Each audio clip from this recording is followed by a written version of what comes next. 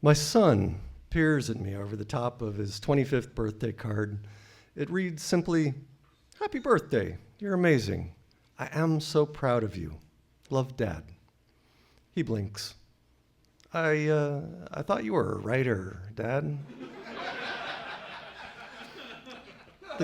The card says exactly what his sister's birthday card had said 6 weeks before. The cards must be the same because she's a younger sibling and rightfully attentive to any moment where her older brother might be favored. "Yeah, Dad," she says from beside him at the birthday table, "a writer." My children tease as I trip through their minefield of birthday cards and praise. Why is it so hard to say the right thing? When I was my daughter's age, 23, I visited my father in his kitchen. I graduated with honors from an Ivy League school. This was expected. And I'd been valedictorian of my high school class, and this was expected. And I had an ulcer, and my stomach burned every day, and that was a secret.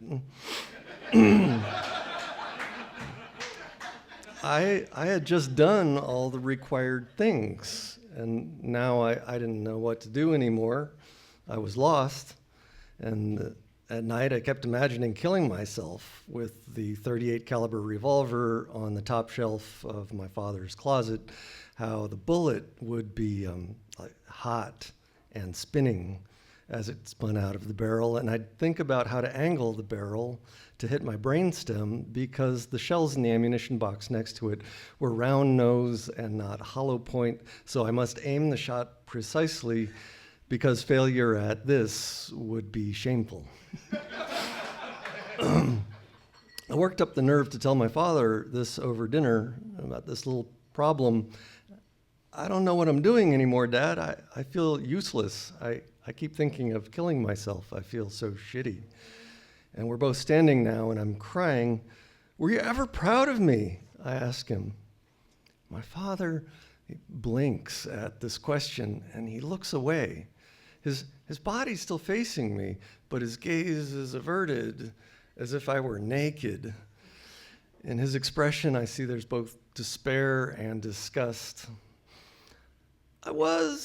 He rocks uneasily on his feet, generally satisfied. I walk around the table to hug him, but he won't look at me. He's stiff and he's thick. It's like hugging a tree, and he doesn't hug me back. I mean, he's a doctor, a lieutenant colonel, a flight surgeon. He's investigated aircraft accidents and looked into the dead faces of the pilots who were his friends, and he does not cry. "I have a colleague who is a psychiatrist," says my father.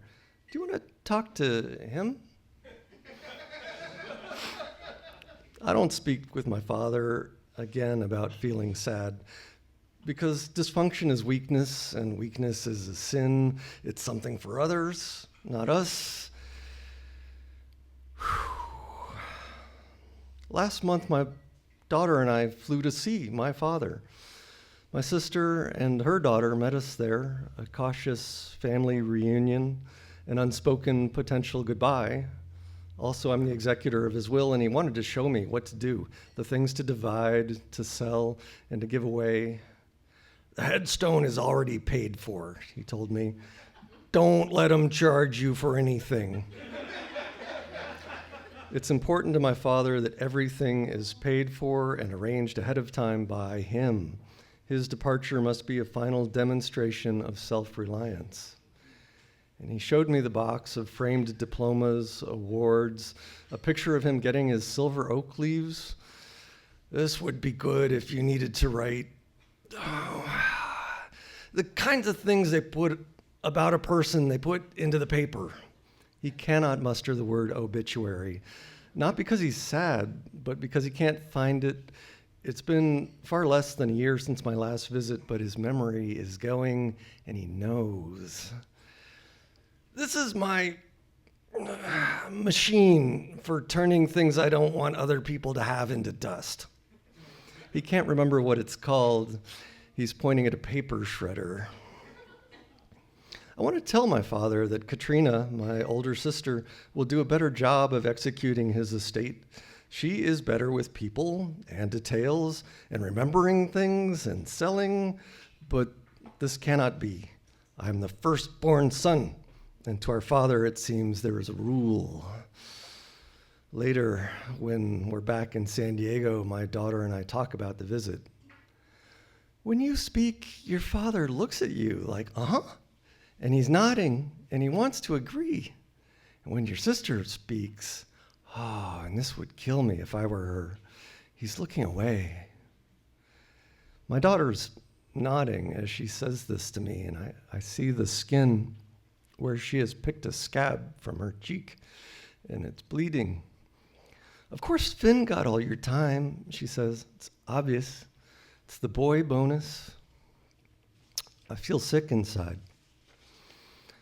I think of people I've known without fathers.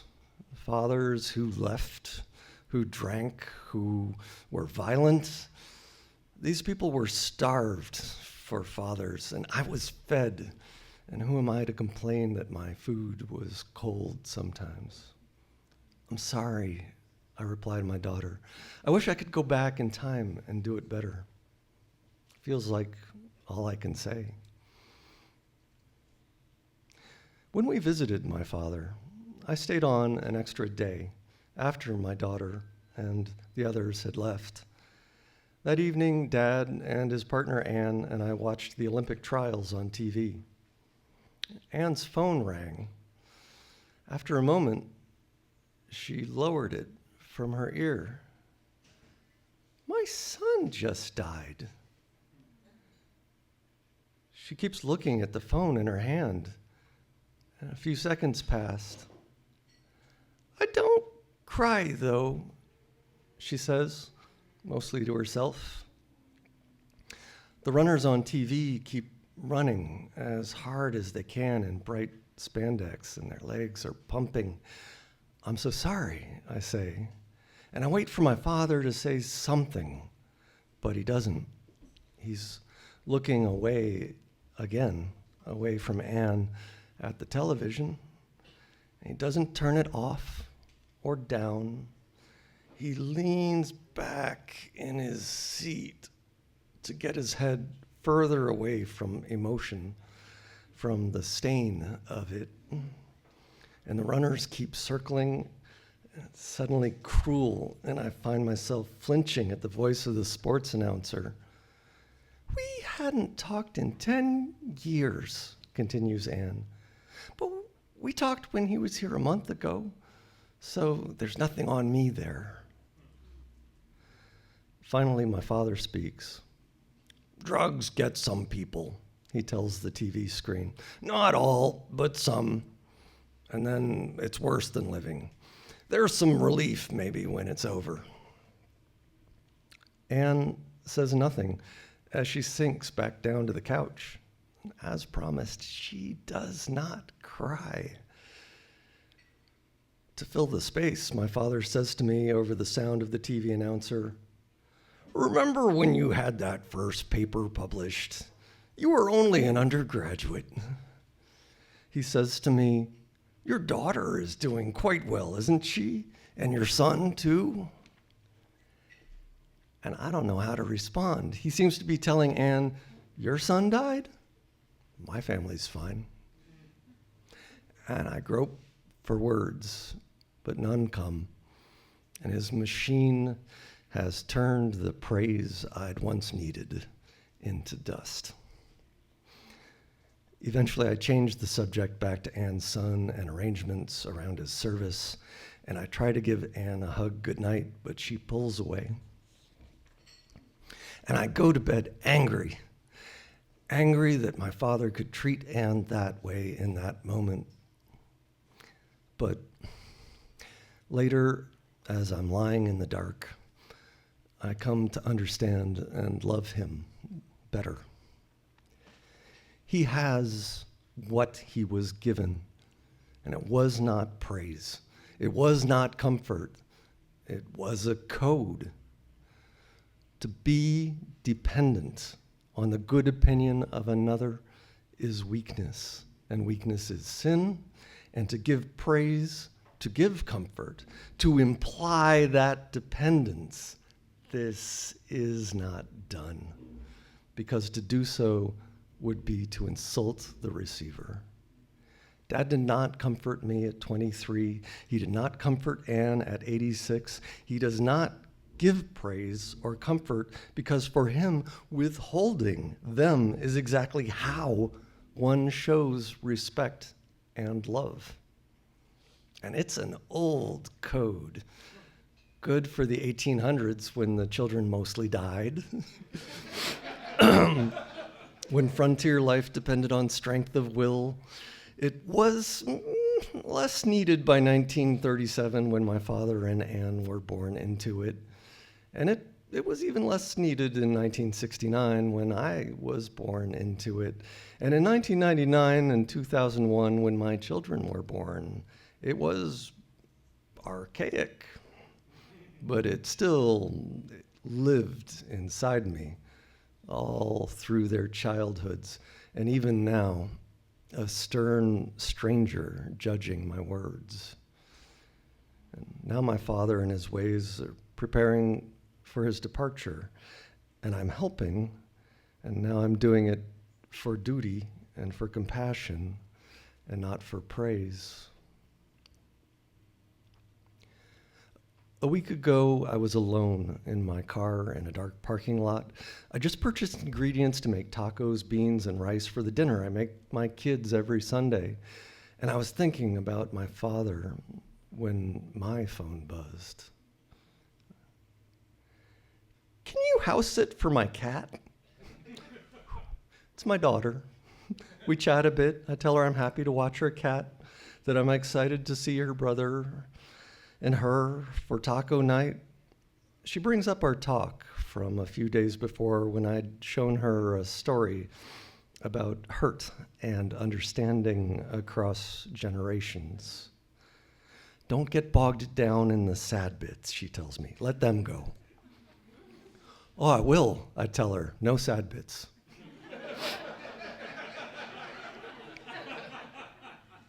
I'm worried you're going to create some narrative where you need my forgiveness, she tells me. Don't do that. Right, I say. Nothing like that. She tells me, we're all doing what we can. Did you fuck up your children less than your parents fucked you up? Yeah? Then you did your job.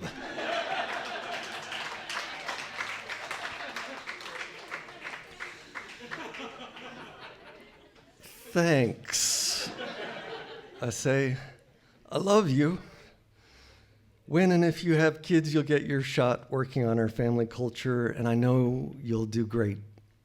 And she will, too.